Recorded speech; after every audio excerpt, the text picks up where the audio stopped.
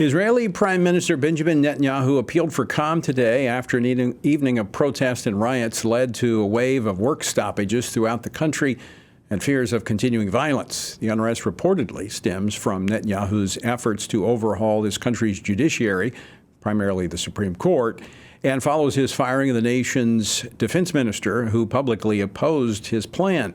But is there more behind these well-funded protests that are dividing the country? Joining us now live from Jerusalem to help better understand the situation is Chris Mitchell. He's the Middle East Bureau Chief for CBN News. Chris, welcome back to the program. It's great to be with you, Tony. All right, so what are things like right now in Jerusalem tonight? Well, fairly calm right now. I think many of the protests on both the right and the left are over. People are going home, whether it's Tel Aviv or there was thousands of people here in Jerusalem. There were thousands on the left in front of the Supreme Court, and then later there were thousands from the right coming to show support for Benjamin Netanyahu and his judicial reform and his call right now for calm, as he says he's going to put on pause this legislation for judicial reform until after the Passover recess, which should begin about April 5th. So help us better understand this situation, Chris. Is it the reforms that Prime Minister Netanyahu is proposing as it pertains to the Supreme Court, or is this a combination of that and some that oppose him trying to use this to drive him from office? I think it's a combination of the two, Tony, and many people do oppose the judicial reforms. And simply what they are is they want to correct what has been for the last 25 years an imbalance in the judiciary here in Israel, which has become what some have called the strongest Supreme Court in the world. What they want to do with these judicial reforms is they want to have the legislator have some sort of a check over the judiciary, and they want to be able to actually choose the judges in the Supreme Court, not from their own inner circle, but do it with the help of the legislator. But it does go beyond that. It does seem that these protests that have gone on for 11 weeks now are very well funded, very well organized.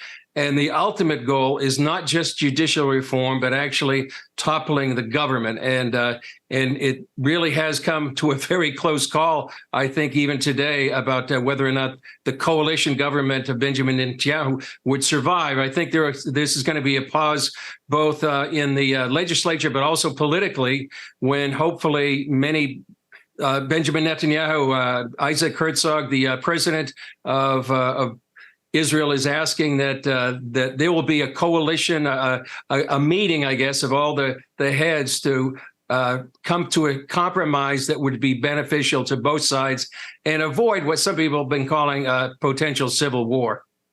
So you've been in Israel for a long time, Chris. How significant is this political divide that is manifesting itself in the streets of Israel right now?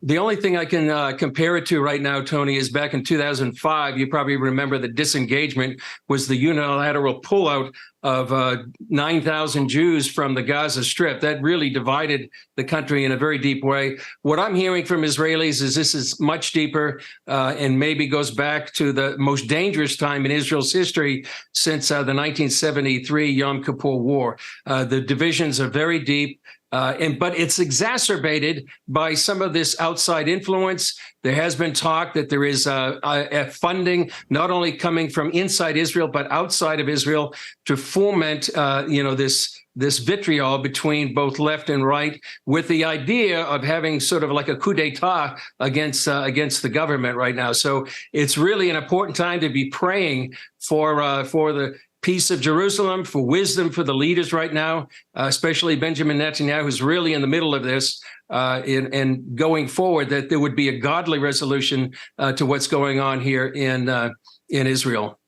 Chris, speak for just a moment to the situation with the courts there, because you're familiar with what's happened over the last few decades in the United States when it comes to the Supreme Court here in our country and how that's factored into elections. As I understand what's happened in Israel, that the court there has exercised even more overreach than what we've seen here in the United States. Is that correct? Very much so, Tony. In fact, they can decide whatever is supposed to be a law or not. And the standard they use, because they don't have a constitution like the United States does, is what is reasonable or what is unreasonable. Now, that's open to interpretation. So, and most of the judges right now, the Supreme Court justices, are really a far left side, very activist. So they can really determine what is law and what's permitted. So it really is. For example, that they were able to hold up legislation in 2016 to develop some of the gas fields off the Mediterranean coast. So that's just one example of what they can do. They can hold up appointments or they can have an influence on some of the ministers in the cabinet. And so it really is quite an overreach of the Supreme Court here. And they're just trying, this judicial reform is just trying to bring it into some balance. And because I think the left really wants the Supreme Court as their bastion, I think that's why there is so much vitriol and chaos going on here in Israel right now. It doesn't seem, though, that the court is backing down in the use of its power in the wake of this challenge that is being put forward by Prime Minister Netanyahu. No, and that could be like a real crisis if the legislation is passed where it takes away powers from the Supreme Court, and then the Supreme Court go ahead and strikes down that law. Then what are you left with? So you're really left with a really conundrum of what's going to happen if these two opposing forces, the Knesset will pass this law and the Supreme Court will strike it down. What's going to happen to Israel? It really is a very, very difficult time here. And I would add this, Tony, everybody in the region is certainly watching what's going on, where Israel seems to be imploding from the inside. So it's a very dangerous and vulnerable time for the state of Israel with Iran, Hezbollah, Hamas. There's really a deep threat of outside actors that might take advantage of Israel right now. This is a very turbulent time for Israel, and we do need to be praying intently. And I want to thank you, Chris, for staying up late and joining us there from Jerusalem.